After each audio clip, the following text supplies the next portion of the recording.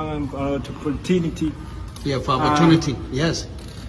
No, November 16, surprise Shakur Stevenson.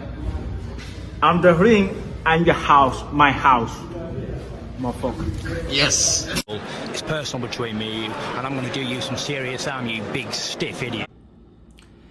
The untouchable True School Sports Empire proudly presents something the boxing games were missing. Hey, what's going on? It's your boy BT, and I came here to talk some boxing with the thousands of True School Sports subscribers. All right, so I wanted to kind of talk about and discuss the upcoming fight, November 16th. You know, it's a really intriguing fight in the lightweight division.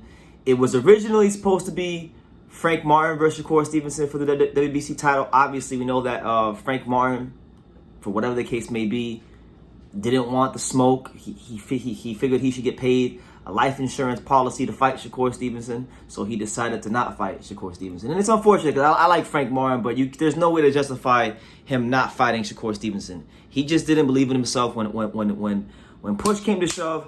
He didn't believe in himself enough to fight Shakur Stevenson. The same way, you know, I don't think Shakur Stevenson quite believed in himself enough to take the 25% offer to fight Devin Haney. But that is neither here nor there. We can't cry over spilt milk. We got to talk about the fight that's in front of us. And the fight that's in front of us is a good fight, all right? Now, we didn't get Shakur versus Frank Martin, but we are getting Shakur Stevenson versus Edwin De Los Santos. Now, as you guys saw in the beginning of this video, Edwin De Los Santos, he's a confident guy. This is a guy that's been calling out Shakur Stevenson for a little bit of time now, and I'm glad Shakur finally took the fight because Shakur kept acting like nobody wanted to fight him. And I was tweeting him all the time, and I was like, man, yo, Edwin De Los Santos want to fight you. So I'm glad that he at least obliged Edwin De Los Santos' call-outs, because I think Edwin De Los Santos is going to come to fight. You know, I was there the night that he upset Rayo Valenzuela, and I just remember one thing about Edwin De Los Santos is we know that he's going to,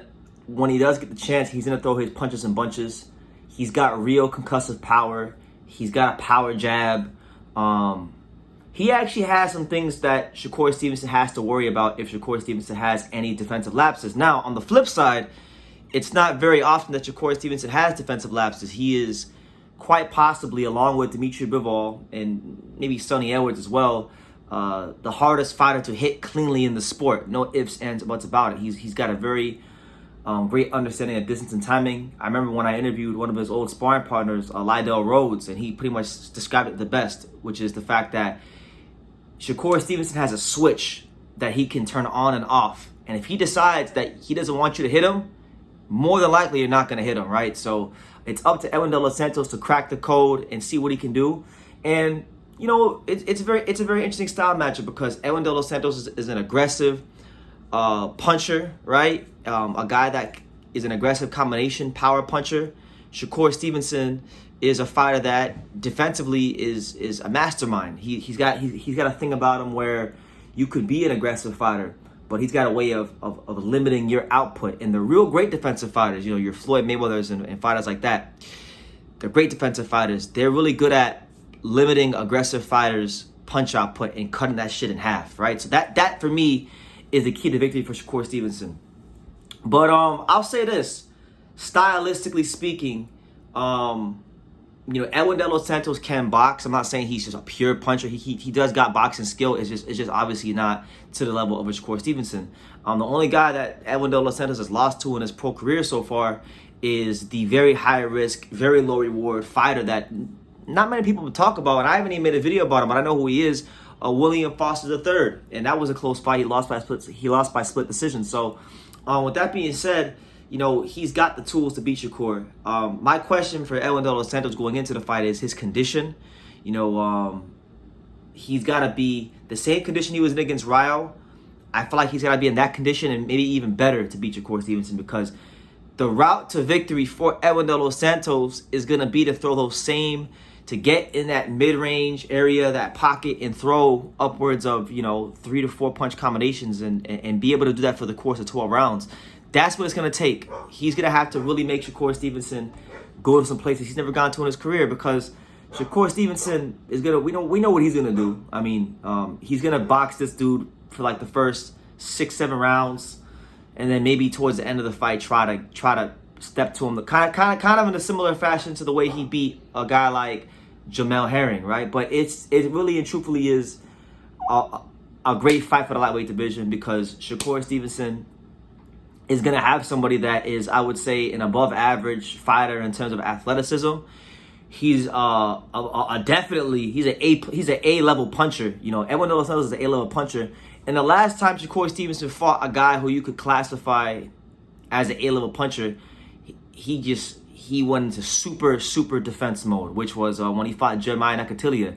If you guys remember, when he fought Jeremiah Nakatilia, who's a great puncher himself, they had the whole press conference where they said, "Oh, he's a cop, and you know, in my Paul Walker, in my Vin Diesel voice, like from Fast and Furious, he's a cop." The guy is an African police officer, and Shakur acted at the press conference as if he was going to fight this ultra aggressive fight against him, and that's not what he did. He circled the ring the whole fight, and it was, I mean, I'll be real, it was a boring ass fight, but it was an effective fight, and he did what he needed to do. And you know, I could definitely see this being kind of like a Jeremiah Nakatilia type of fight, because that's the kind of power that De Los Santos has. If he hits Shakur at all, and it even grazes him, I think Shakur's going to turn that switch on and go into ultra defense mode, and it's going to be up to De Los Santos to open him up, and that's going to be very difficult to do. So it's a real intriguing fight. It's that old classic style matchup of the bull versus the matador. But what really impressed me in this fight, if Shakur Stevenson was able to turn in a performance that's similar to the Jamel Herring fight, where, you know, he kind of stood in the pocket a bit more and beat the brakes off this dude in the pocket, like, you know, just to abuse this guy in the pocket and get the stoppage, that would impress me. You know, if he fights, I know, you know, who am I in the grand scheme of things? I'm a nobody, right? But as a boxing fan, as a guy who sees Shakur Stevenson as a pound for pound level fighter, right, I would like to see him stop Edwin De Los Santos. If he can do that, that's pound for pound type stuff, okay? Him, you know, circling the ring in a Jeremiah Nakatilia-esque performance that nobody remembers and nobody cares about. That's not what I'm looking for. So my thing is, you can't compare Shakur and Devin and these guys to Floyd when they're not putting on them Floyd Pretty Boy-esque type performances. So if you want them comparisons, if you want that stamp of approval, you got to put on the performances that are worthy as such. But nonetheless, it is a great fight for the lightweight division, and I'm hoping and I'm praying that Edwin De Los Santos comes in tip-top condition and can give Shakur some resistance, because you know, I'm tired of these guys at 135 and 40.